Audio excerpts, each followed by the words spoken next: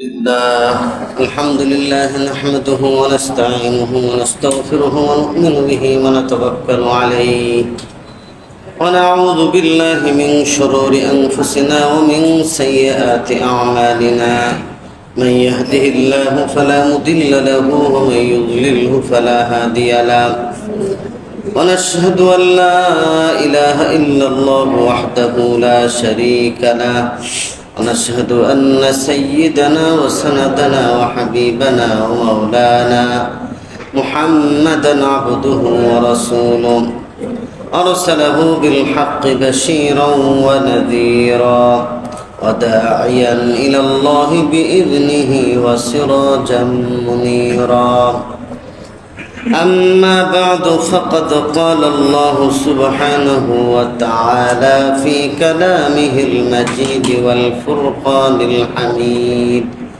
أعوذ بالله من الشيطان الرجيم بسم الله الرحمن الرحيم اذهب إلى فرعون إنه طغى قال رب اشرح لي صدري ويسر لي أمري واحلل عقدة من لساني يفقه قولي صدق الله مولانا العظيم وصدق رسوله النبي الكريم ونحن على ذلك لمن الشاهدين والشاكرين والحمد لله رب العالمين মহান আল্লাহ তাআলার দরবারে আলিশানে লাখো কোটি শুকরিয়া আদায় করতেছি যে আল্লাহ তাআলা আমাদেরকে এশারের নামাজের পরে পবিত্র কোরআনে কারীমের নিসবতে অল্প সময়ের জন্য বসার তৌফিক দান করলেন। এই জন্য রব্বে কারীমের দরবারে শুকরিয়া আদায় করি আলহামদুলিল্লাহ। আমরা কোরআনে কারীমের সূরা তাহা থেকে আলোচনা করছিলাম। আজকে ইনশাআল্লাহ 23 নম্বর আয়াত থেকে আলোচনা করব। আল্লাহ সুবহানাহু ওয়া তাআলা আমাদেরকে শেষ পর্যন্ত থাকার তৌফিক দান করেন। কোরআনে কারীম আল্লাহ তাআলার এক বিশাল নিয়ামত, এর সমতুল্য কোনো নিয়ামত পৃথিবীতে আর নাই। আজকে মুসলমানদের সবচেয়ে গর্বের ধন, সবচেয়ে অহংকারের বিষয় যে আল্লাহ প্রদত্ত যে কিতাব কোরআন রসুলের উপর নাজিল হয়েছিল, সেটা হুবহু এখনো পর্যন্ত মুসলমানেরা এটা ঠিক রাখতে পারছে। পৃথিবীর যত আদর্শ, যত মতবাদ, যত ধর্মগ্রন্থ কোনোটাই ঠিক নেই। সব নিজেরা বানায় বানায় লিখছে, সুবিধা মতো করে লিখছে। অনেক ধর্মের গ্রন্থ নাম দিছে গ্রন্থ আর কি, সেগুলো কাল্পনিক সবগুলো, এগুলোর কোনো কি নেই, ভিত্তি নেই। কিন্তু মুসলমান আল্লাহ তাআলা প্রদত্ত যে কোরআন, যেটা রাসূলের উপর নাজিল হয়েছে, এটা হুবহু রাসূলুল্লাহ সাল্লাল্লাহু আলাইহি ওয়াসাল্লাম থেকে নিয়ে পর্যন্ত এক বিশাল কাফেলা, বিশাল জামাত এটাকে সংরক্ষণ করেছে। এর প্রত্যেকটা হরফের সংরক্ষণ করেছে, এর প্রত্যেকটা বাক্যের সংরক্ষণ করেছে, এবং এর জন্য তারা হাজার হাজার মাইল কি করেছে, অতিক্রম করেছে।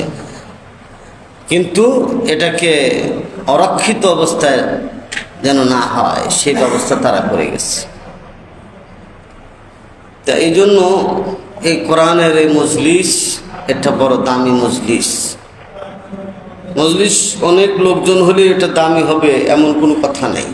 মজলিস ছোট যদি হয় আর ইখলাসের সাথে যদি আমরা শুনি আর বলি, তাহলে এটাও আল্লাহ তাআলার কাছে অনেক দামি হয়ে যায়। আল্লাহ তাআলা বলতেছেন, ইযহাব ইলা ফিরআউন ইন্নাহু তাগা।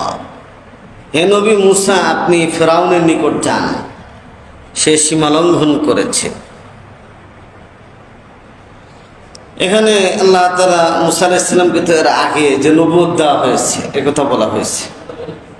নবুয়তের দাওয়াত পাওয়ার পরেই তো প্রথম কাজ নবীদের হলো মানুষকে দাওয়াত দেওয়া। দাওয়াত একটা উঁচা কাজ, এর থেকে উঁচা কাজ খুব কমই আছে। দাওয়াত থাকলে ইসলাম টিকে থাকবে, আর দাওয়াত না থাকলে কি ইসলাম টিকবে না।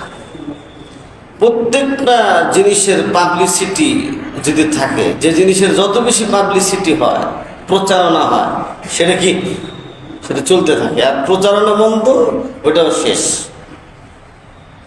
অনেক সময় আছে দেখবেন অনেক কোম্পানি নিজেরাই প্রচারণা চালায়, নিজেরাই প্রচার করতেছে। তো এই জন্য ইসলামের এই জয় জয়াকার, ইসলামের প্রচারণা এটা শুরু হয়েছে, এটা বন্ধ হবে না ইনশাআল্লাহ।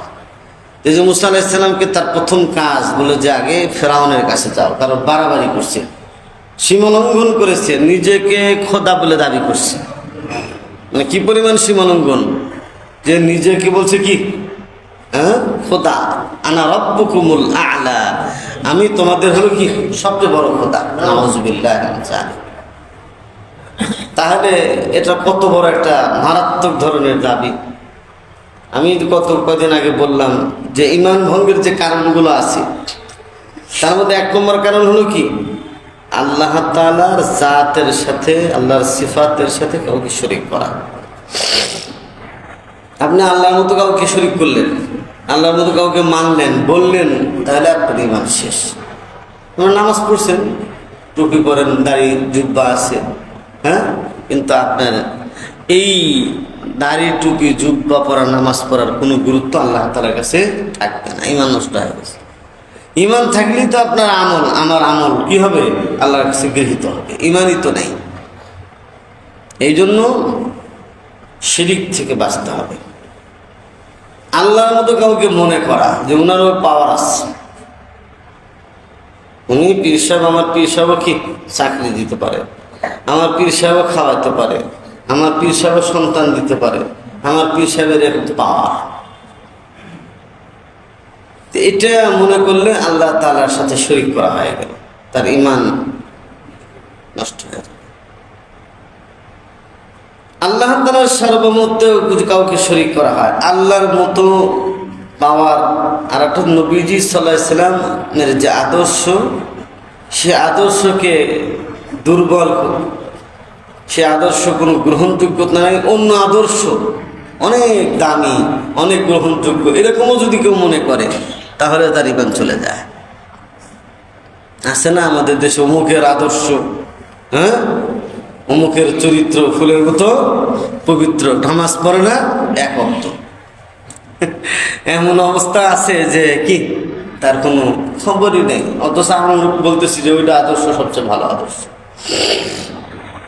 কিন্তু আমি আজকে আয়াত পড়ছি কোরআনে কারীমের সূরা আহজাব থেকে যে তেলাওয়াত করলাম না, লাকাদ কানা লাকুম ফি রাসূলিল্লাহি উসওয়াতুন হাসানাহ লিমান কানা ইয়ারজুল্লাহা ওয়াল ইয়াওমাল আখির ওয়া যাকারাল্লাহা কাসীরা। নিশ্চয়ই তোমাদের জন্য রাসূলুল্লাহ সাল্লাল্লাহু আলাইহি ওয়াসাল্লামের মধ্যে উত্তম নমুনা আছে, উত্তম আদর্শ আছে। আদর্শ অনেক থাকতে পারে, মতবাদ অনেক থাকতে পারে, কিন্তু এর মধ্যে সবচেয়ে ভালো কোনটা? আপনি একটা জামা পরছেন, এই জামা মনে করেন এই ফুটপাতেও বিক্রি হয়, ফুটপাতে এই জামাটা কিনতে গেলে আপনি কি 300, 400, 500 টাকা দিয়ে কিনতে পারবেন। এই জামাটা এবার প্রিন্স বাজারে কিনতে যান, ভালো একটা দোকানে কিনতে যান, যার সুতা খুব ভালো, হ্যাঁ, একবার খুব পুরু বুনন ভালো, এটা কিনতে যান, এটা দেখি 2000, 5000 টাকা দাম। এটা কি দোষ করছে কি? হ্যাঁ, কারণ আছে অনেকগুলো কারণ। এটা ব্র্যান্ডের জিনিস এবং এটার মধ্যে যে কাজ করা হয়েছে, অনেক সময় দেওয়া হয়েছে। এটা পড়লে একটা মানুষ মনে করছেন একটা জিনিস পড়ছে, আর ফুটপাতেরটা বলবো বুঝির কুন্দাতে নিয়ে এসে খালি ঈদের দিনের জন্য একটা চালাই দিচ্ছে আর কি, এটা চলবে না। এটা কয়েকদিন পর দেখতে আর ভালো দেখে যে একটা ডলা দিলেই এরপরে দেখা যাবে যে কি এর চেহারা বিগড়ে গেছে। তো রাসূলুল্লাহ সাল্লাল্লাহু আলাইহি ওয়াসাল্লামের যে আদর্শ সর্বকালে সর্বযুগে সব সময়ের জন্য এটা উত্তম এবং শ্রেষ্ঠ আদর্শ, এটা মনে করতে হবে। কেউ যদি মনে করে না অমুকের আদর্শ শ্রেষ্ঠ, এটা কি, এটা কিছুই না, তাহলে তার ঈমান নষ্ট হয়ে যাওয়ার কি সম্ভাবনা আছে। তাহলে কত জটিল একটা ব্যাপারে, জটিল একটা বিষয় আমরা আছি। কেউ যদি মনে করে যে আমি মুসলমান, ইসলামও সত্য আবার হিন্দু ধর্ম সত্য, নাউজুবিল্লাহ আমি জানি, এরকম যদি বরাবর কুফুর এবং কি হক এ দুটোকে বরাবর করে ফেলে, তার ইমান চলে যাবে। কোনো যদি মুসলমান এ কথা বিশ্বাস করে যে খ্রিস্টান ধর্ম ভালো, ইহুদি ধর্ম কি ভালো, মুসলমানদের মধ্যে ইসলামের থেকে, ইসলামের মধ্যে এটা ইসলাম অনেকে এরকমভাবে বলে, বেশি উদারতা দেখায়। কি দেখায়? উদারতা দেখাতে যে এরকম বলে ফেলে। আমরা কোনো ধর্মকে ছোট করি না, কি করি না, সে ধর্ম আছে, তারা চলতেছে, তাদের বিশ্বাস এটা নিয়েছে, কিন্তু এটা বরাবর না, আমরা এটা বরাবর মনে করি না। যদি মনে করে তাহলে তার ইমান নষ্ট হয়ে যাবে। কত জটিল বিষয় না, কত মানুষ এরকম বিশ্বাস করে বসে আসছে। এই জন্য সবার সাথে চলে, তাল মিলায় চলে। কি গঙ্গায় যায় স্নান করতে, কি করে, আবার মসজিদেও আসে নামাজ পড়ে, যাতে কি শয়তানও রাজি থাকে, আবার রহমানও কি রাজি থাকে।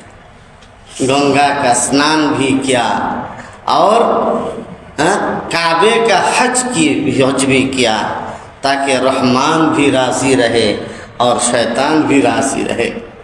কাবা শরীফের হজ করে কি জন্য? আল্লাহ সন্তুষ্টির জন্য।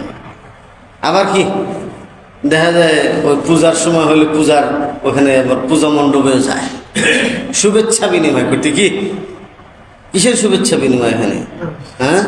এই শুভেচ্ছা বিনিময় করলে ইমান থাকে? তারা করুক, আমরা তো বাধা দেব না, তাদের নিরাপত্তা যা লাগে সব কিছু আমরা কি, কিন্তু ওটাকে যদি সাহায্য করা হয়, শুভেচ্ছা জানানো হয়, তাহলে ইমানের জন্য ক্ষতি।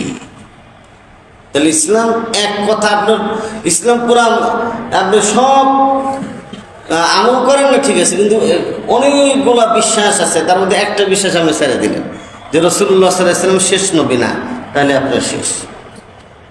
ফেরাউন তো এই জায়গাটাই কি, ফেরাউন তো আল্লাহকে মানত, কিন্তু তাফসীরের কিতাবের মধ্যে আসছে, এটা আমি পড়িনি কোথাও, কিন্তু ওয়াজের মধ্যে শুনতে বেলায় পাহাড়ে গিয়ে নিজেকে পা ঝুলায় আল্লাহর কাছে বলতো, আল্লাহ আমি তো আসলে কোন খোদা টোদা না, এটা তো তুমি জানো, কিন্তু আমি যেহেতু দাবি করছি, আমি যেন দিনের বেলায় এটার জন্য কার্যকারিতা দেখাইতে পারি, এটা আমাকে একটু শক্তি দাও।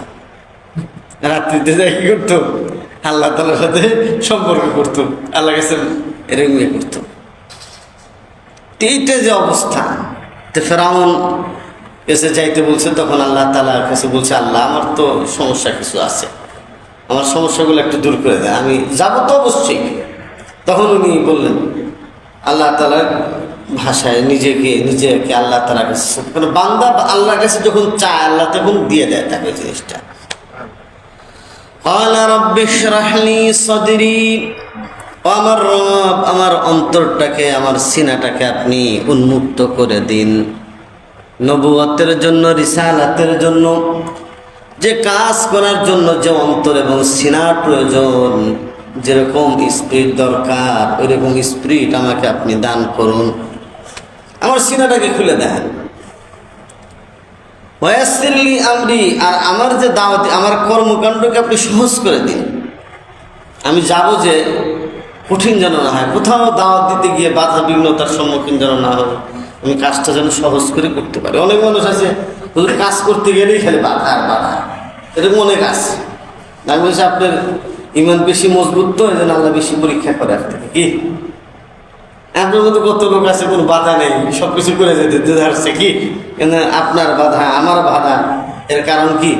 আল্লাহ আসলে আমার ওই রকম ভাবে চায় না যে আমি টাকাওয়ালা হয়ে যাই, কি আমি ধনী হয়ে যাই, আমি বাড়ি গাড়ির মালিক হয়ে যাই, এটা আল্লাহ চায়। আল্লাহ যে এইভাবে চলুন, আমার বান্দাকে আমি এভাবেই চাই, বাস এভাবে চলতে থাকো।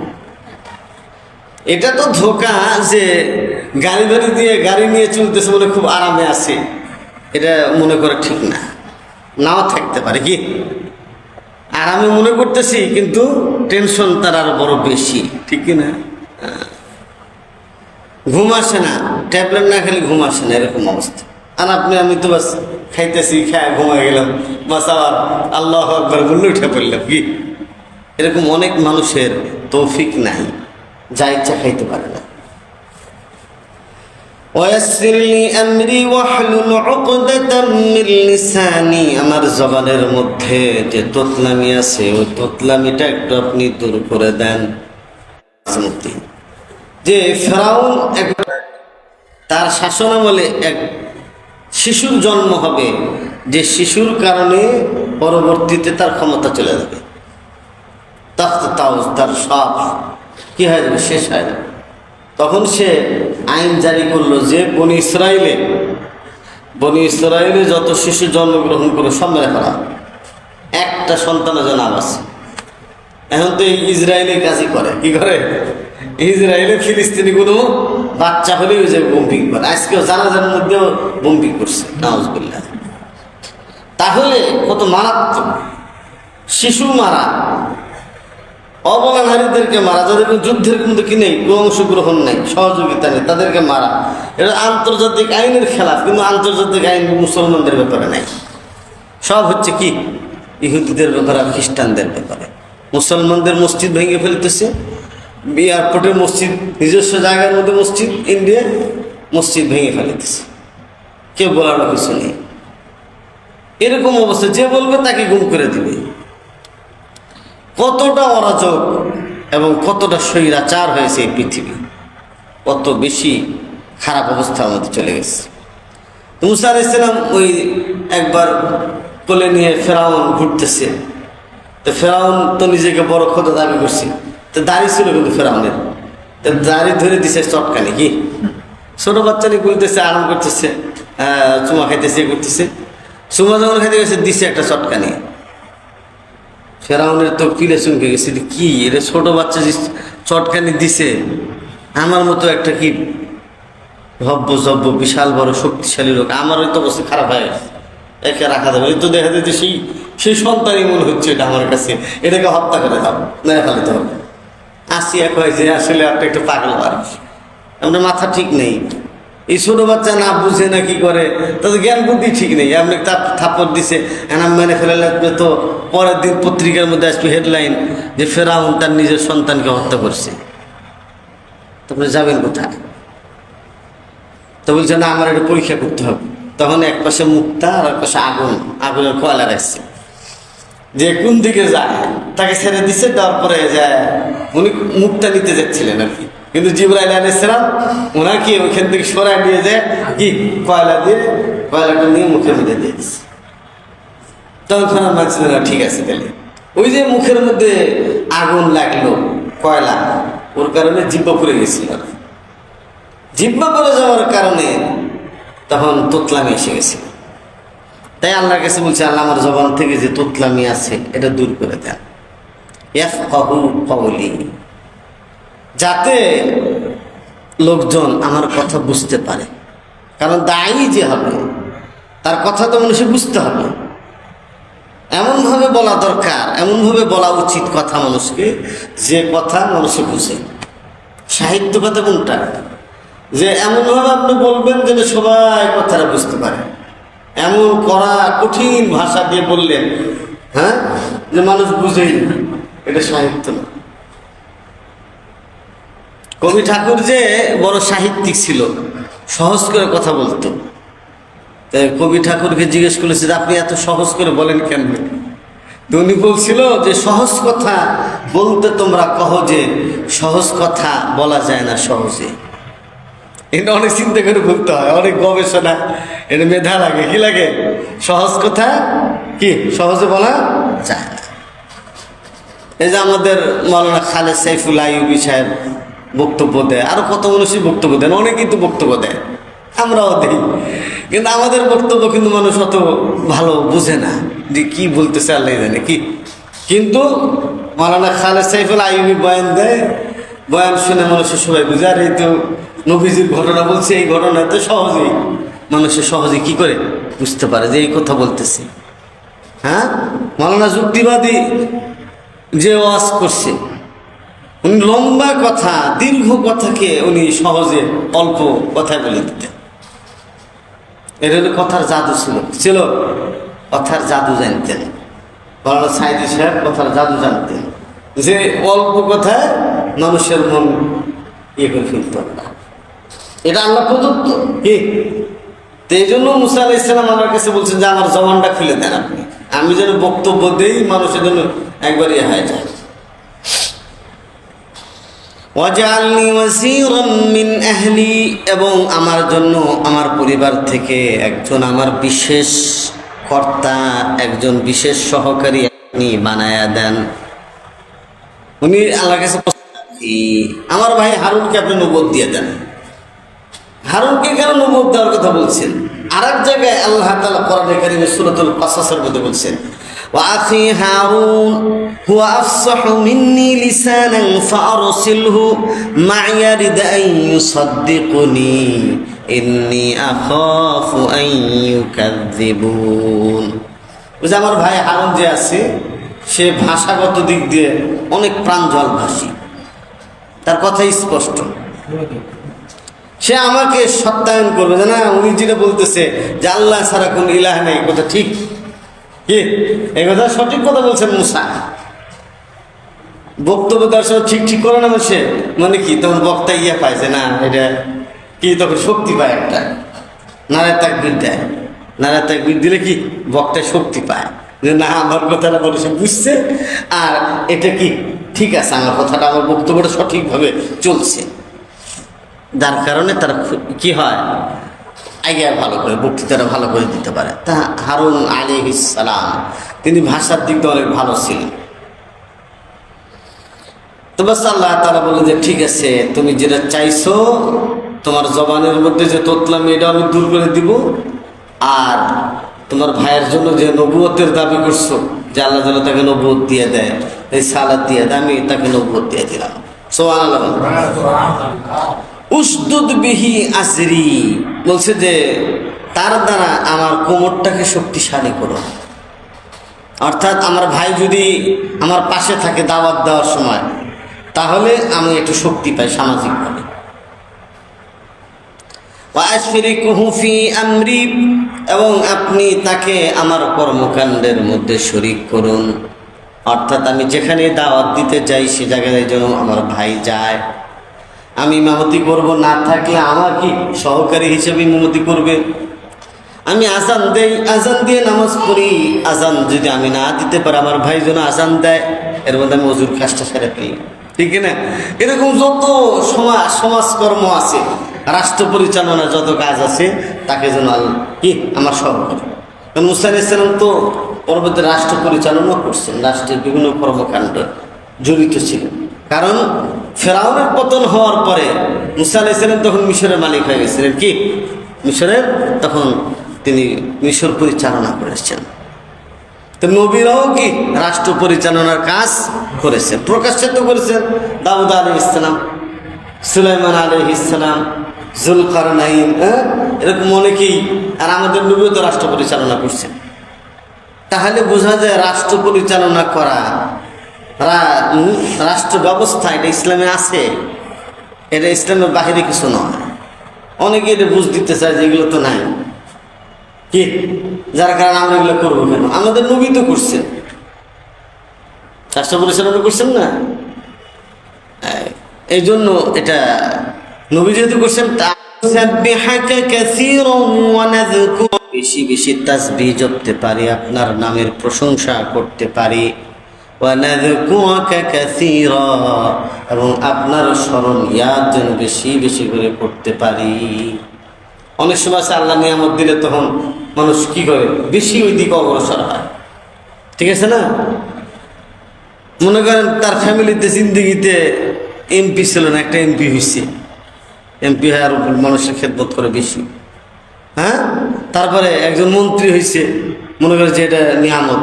কিন্তু আমাদের দেশে ভিন্ন চিন্তা করে যে মন্ত্রী একবার হয়েছে আর জিন্দিগিতে কোনোদিন হইতে পারে কিনা, যা খাওয়ার খায়া ফেলাই বাস, পরে দেখা যাবে কি। এই কারণে দেশের এই অবস্থা। এই যে একটা ধ্যান ধারণাটার থেকে, কিন্তু উনি বলতেছেন যে আল্লাহ আমাকে এইগুলো যদি দেন, আমি সবসময় খালি সুবহানাল্লাহ সুবহানাল্লাহ আলহামদুলিল্লাহ আল্লাহু আকবার তোমার কাজ করবো সবসময়, এবং তোমার জিকির, তোমার আলোচনা আমি করতে থাকি। বাসীরা, নিশ্চয়ই আপনি আমার দিকে খেয়াল রাখবেন। ক্বালা ক্বাদ উতীতা সু'লাকা ইয়া মূসা, তা আল্লাহ বললেন, হে মূসা, তুমি যা কিছু চাইছিলে তোমার প্রার্থিত বস্তুগুলো দেওয়া হলো। সুবহানাল্লাহ বলেন। আমরা তো কত দোয়া করি, দোয়া কবুল হয় না। উনি নবী মুস্তাজাবুদ দাওয়া, প্রত্যেক নবীকে তার জীবনে একটা দোয়া কবুল করার পাওয়ার দেওয়া হয়েছে। প্রত্যেক নবী তার জীবনের প্রয়োগ করছেন, আর আমাদের নবীকে যে পাওয়ার আল্লাহ দিচ্ছিলেন ওইটার প্রয়োগ করেন নাই। উনি আখিরাতের জন্য রাখছেন, কিয়ামতের ময়দানে সেটা হলো সুপারিশ করে তার উম্মতকে জান্নাতে দিয়ে যাচ্ছে। এটা নবী এখনো রেখে দিচ্ছেন স্পেশাল।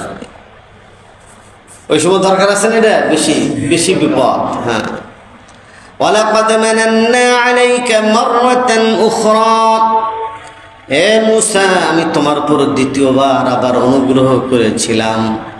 আল্লাহ তাআলা স্মরণ করে দেন, ইয আওহাইনা ইলা উম্মিকা মা ইউহা, স্মরণ করো সে সময় যখন আমি তোমার মায়ের নিকট ওহী করলাম যে যা কিছু ওহী করার। এখানে তো নবী ছিলেন না ওনার মা, কিন্তু এটা এলহাম উদ্দেশ্য। কি উদ্দেশ্য? এলহাম, না আল্লাহর পক্ষ থেকে তার অন্তরের মধ্যে জিনিসটা ঢেলে দেওয়া হয়েছে যে তোমার সন্তানকে যদি ফেরাউনের হাত থেকে, ফেরাউনের জুলুম থেকে যদি বাঁচাতে চাও, তাহলে এবারে তোমার সন্তানকে সাগরের মধ্যে ফেলায় দাও, সাগরের মধ্যে কি নিক্ষেপ করো। সময় কম। আমার শায়েখ এবং মুর্শিদ হযরত মাওলানা শাহ আব্দুল মতিন বিন হুসাইন দামাত বারাকাতুহু আলাইহি মোহাম্মদ হাউজিং মোহাম্মদপুর যে কুবা মসজিদ আছে, ওখানে আজকে বয়ান করবেন এশার পরে। তো আমি চিন্তা করছি যে সংক্ষেপে কিছু, যেহেতু এটা আমার একটু জিম্মাদারি আছে, আমি নিজের থেকেই এটা করি আর কি। এটা মসজিদ থেকে জিম্মাদারি না, কিন্তু আমি নিজের থেকেই তাফসিরটা করি। ইসলামী মাহফিলটা মাসে একদিন করি, মাসে একদিন ইসলামী মাহফিল করা হয়। তো ওখানে একটু যাবো আর কি। তো এই জন্য আর লম্বা আলোচনা করতেছি না। আজকের আলোচনার মূল যেটা আমাদের হলো যে আল্লাহ তাআলা মূসাকে যেহেতু ফেরাউনের কাছে যাইতে বলছেন, তা আমাদেরও যারা আমাদের ফেরাউন আছে যারা, এদের কাছে আমাদেরও যাইতে হবে কি, যারা আল্লাহর কথা মানে না, তাদেরকে দাওয়াত দিতে হবে। আর একটা হলো যে আল্লাহর কাছে আল্লাহ যেন অন্তরটা খুলে দেন, সিনাটা খুলে দেন, এবং আল্লাহ যেন জবানের কি তোতলামি, এটার জন্য আল্লাহ দূর করে দেন। এই জন্য আমার কাছে বলা। বুজুর্গানদের বলছেন 21 বার যদি কেউ ফজর নামাজের পরে রব্বি ইশরাহ লি সাদরি ওয়া ইয়াসসির লি আমরি ওয়াহলুল উকদাতাম মিন লিসানি ইয়াফকাহু কওলি, এটা যদি পড়ে তাহলে আল্লাহ তার সিনা খুলে দিবেন প্রতি ফজর নামাজের পরে। আর একটা হলো যে একা একা দিনের কাজ না করে সাথী নেওয়া, 2-4 জন সাথী সঙ্গী নিয়ে দিনের কাজ করা, যাতে কাজটা সঠিকভাবে আঞ্জাম দেওয়া যায়। একা একা সব কাজ করা যায় না। আর একটা হলো যে আল্লাহর কাছে চাইলে আল্লাহ তাআলা দিয়ে দেন। আমরা হয়তো দুনিয়াতে না পাইলে আখিরাতে কি আল্লাহ তাআলা এগুলো আমাদেরকে দিবেন। এই জন্য আল্লাহ তাআলার কাছে কখনো নিরাশ না হয়, আল্লাহর কাছে চাইতে থাকে, আল্লাহ আমাকে এটা দাও, এটা দাও, এটা দাও, এটা দাও। হ্যাঁ, আমাদের হযরতের একটা আছে যে উনি ছাত্র জামানায় এত লম্বা দোয়া করতেন লালবাগে পড়া অবস্থায়, যে মানে আধা ঘন্টা 1 ঘন্টা পর্যন্ত খালি মোনাজাতি করতেন। ছাত্র জামানা থেকে উনি লম্বা মোনাজাত। আমি একবার মদিনাতে দেখা হলো, তো মনে করলো যে হযরতের সাথে দেখা হয়েছে, তাহলে সালাম মুসাফা হলো, তারপর উনি দোয়ায় মশগুল হলেন আর কি। মদিনার পাশে যে সালাম কালাম দিয়ে দোয়া। এখন 10 মিনিট, আমি তো আমার বাসা হচ্ছে দূরে, হযরতের বাসা হলো কাছে, আবার খাওয়া দাওয়ার বিষয় আছে না, যদি দেরি করে যাই খানা পাবো না। ট্রেনে খানা বিতরণ করে এমনি ওই যে বছরে গেছিলাম 11 সালে ঝামেলা হয়েছে, যার কারণে আমি 10 মিনিট করে কি আর আমার সম্ভব হচ্ছে না, আমি আস্তে করে পিছন দিয়ে চলে গেছি। পরে শুনছি যে এরকম আধা ঘন্টা 1 ঘন্টার মতো খালি কি দোয়াই করছে। তো দোয়া করার তৌফিক হওয়া, এটা আল্লাহ তাআলার পক্ষ থেকে কবুলিয়তের একটা আলামত। কি দোয়া করতে পারা, লোক দোয়া করলে মজা লাগে, কি লাগে? খালি দোয়া করলেই হবে না, কিন্তু দোয়া করতে যে মজা লাগা, এটা আর একটা গুরুত্বপূর্ণ বিষয়। আমি দোয়া করতেছেন কিন্তু মজাই পাইতেছেন না। মোনাজাতে মকবুল আছে একটা, মাওলানা থানভী রহমতুল্লাহ ছোট্ট একটা কিতাব, এটা এখন বাংলা হয়েছে, মোনাজাতে মকবুল। এটা শনিবারের দিন কি দোয়া, রবিবারের দিন, হ্যাঁ, সোমবার, মঙ্গলবার, প্রত্যেক দিনের দোয়া আছে। যাদের সম্ভব হয় এটা পড়লে দোয়া করে দেখে দেখে পড়লে কি ফায়দা হবে। আলহামদুলিল্লাহ রাব্বিল আলামিন, ওয়াসসালাতু ওয়াসসালামু আলা সাইয়্যিদিল মুরসালিন وعلى آله وصحبه أجمعين. ربنا ظلمنا أنفسنا وإن لم تغفر لنا وترحمنا لنكونن من الخاسرين. رب ارحمهما كما ربياني صغيرا. رب ارحمهما كما ربياني صغيرا. আল্লাহ তাআলা মেহেরবানি করে আমাদের জিন্দেগির সব ধরনের গুনাহ খাতাগুলো মাফ করে দিন। আমাদের মা বাবাদের জিন্দেগির গুনাহগুলো মাফ করে দিন। আল্লাহ তোমার খাস বান্দাদের কাতারে আমাদেরকে শামিল করে নেন।